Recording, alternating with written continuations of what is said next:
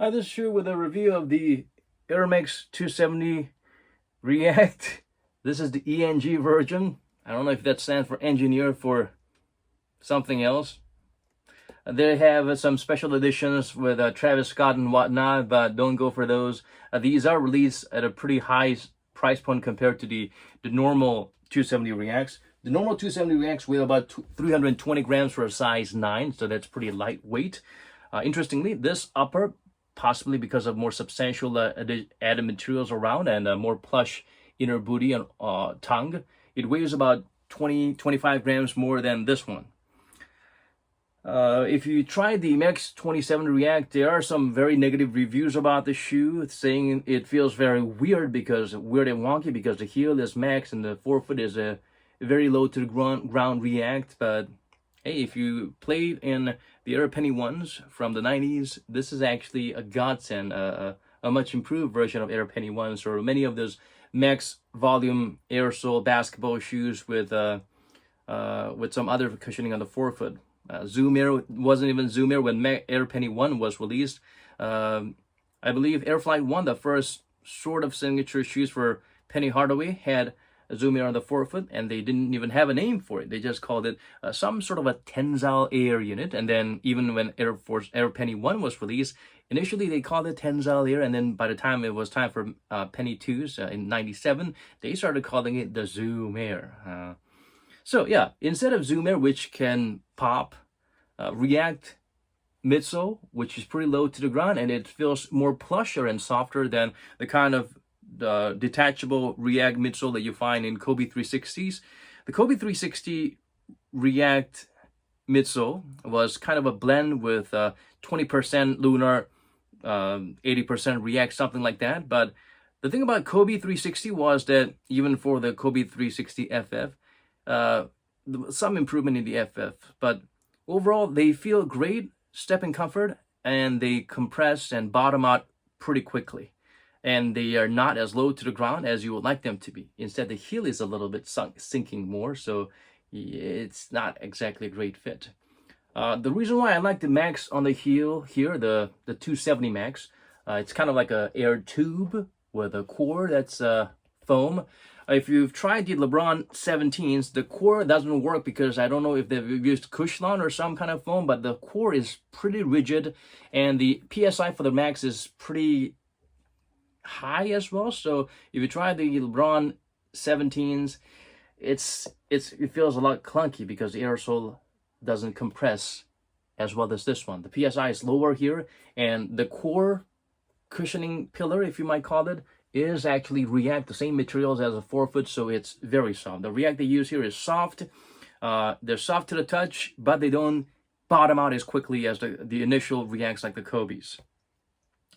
So first of all, the normal, typical version of the Max 270 React. God, such a long name. So people complain about the wonkiness. It's too high, feels like walking on high heels, and the forefoot React is too thin. But I like it that way. It feels high, but once you're compressing, landing hard, and taking a step with your heel forward, when you're taking the stride, it feels soft. There's a smooth transition and good adequate shock absorption, and on the forefoot, because it's soft and it doesn't bottom out as quickly as other Reacts, it feels like there's a good transition. You're always going to be on your toes, even for heel strikers like me. Whether it's basketball or strolling or jogging, I would probably spend more time or exert more force on my forefoot for the toe off instead of you don't jump with your heel. This is for the step transition to the forefoot.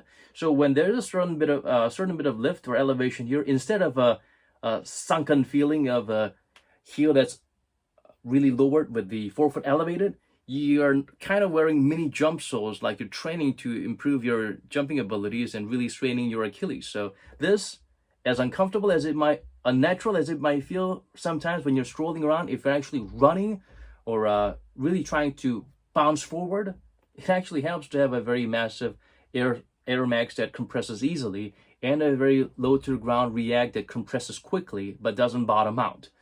To me, this is a nice, well-balanced shoe. of course, people who generally like everything that's lower to the ground might not agree. People actually like Airsole all around, so you feel elevated 360. Might not like that, but I actually like how this is somewhat ergonomically designed to make sure you have a certain level of safety features instead of the elevation and the decent heel to toe drop. Drastic as it may be, it's necessary instead of having something that compresses too much compared to the forefoot. So anyway, the normal version kind of looks like this. You see this felt-like material, suede kind of material all around. It might be a little pointy and rigidy, but they are soft and they get, you will break them in. And even if you don't, it's pretty soft. But for some other editions called the special editions, the SEs or other versions, depending on the colorway, if you see the upper that's got sort of like a webby quad axle wire type of setting. It's got a lot of space here, and you feel your toes like moving all over the place. And at the same time, this is going to be very, very rigid and sharp. So you will get some cuts and bruises around your ankle, so that's something you should consider. Unless you wear braces or unless it ergonomically fits you perfectly for the SE editions, I would suggest not going for that, and they're more expensive for some reason. They do look more colorful and fancy every now and then. But yeah, the upper material, it's very breathable and soft for this one as well. I love what they used here. If you have really pointy toenails that kind of like point out all the time around this area, you will someday might end up puncturing it. But for me, I did not have that sort of a problem, even if I played some basketball in these shoes. The outsole has a nice spiky pattern. Even if these spikes are worn out, you will see these separations, decoupled outsoles sort of providing some additional grip around. So yeah, nice little nodules. That's durable. After 8 months of random playing basketball and just walking around, it's still pretty prominently there. Not a lot of wear and tear, and that's playing outdoors on cement or asphalt courts. Of course, I don't play like 9 hours straight. So one thing different about the React 270 normal version and the ENG. ENG is more expensive. They come in more special editions and some collaborations. I believe they had a Travis Scott edition. It weighs about 20 grams more than the normal version. And one thing I find is great about this is that the parts that I told you, which is a bit pointy and it can actually cut into your ankles or chafing, this is a lot softer. It's a lot more, it's like the inner padding is protruding outwards to provide more soft support all around. It's a little bit lower and softer. But overall, it's pretty much the same construction for the midsole, the outsole, and the Max 270. The difference is, of course, the tongue is super padded. There's a lot of thick neoprene material here, and the upper material is sort of like a neoprene material more so than just a semi-translucent, breathable material. So one thing, it's a lot more plush all around. It weighs a little bit more, so it's not as breathable. Interestingly, some people say you should go up half a size or whatnot, but actually, if you go true to size with this one, which is what I did, you got to go true to size with this one. It actually has a little bit more toe box area room because I suppose this neoprene type of material expands a little bit as you wear them. So don't worry about finding something that might be a bit snug because they do expand a little bit. Just make sure your toes, you do have some toe room here, just in case. I wouldn't say go down half a size, go true to size.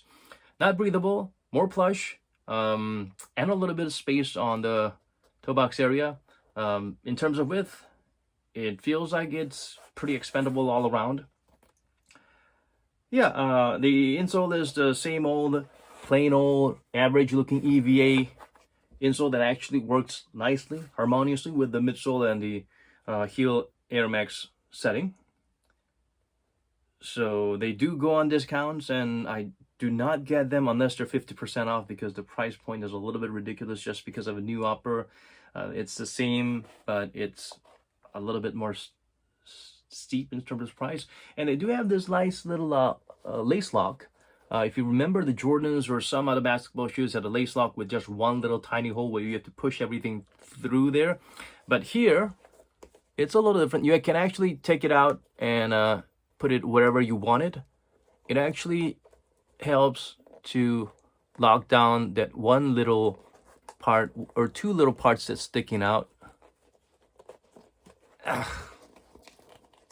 Yeah, these two holes open up so you can lock up the two hanging parts of your laces so that you won't have to worry about your lace loops going out. Or if they do for some mysterious reason get exposed on top, you will still have two laces here, so you won't be stepping on the tips of the laces and be destroying your shoes.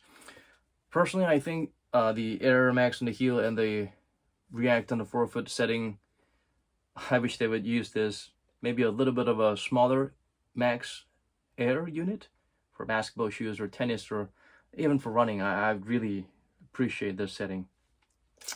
Like the LeBron's 18s, they did put a Zoom Air in the core instead of a React there, but this actually feels better, possibly because the PSI setting is a little bit different. 18s and 17, the Max Air sole still feels a little bit rigid. I prefer this soft and bouncy feeling.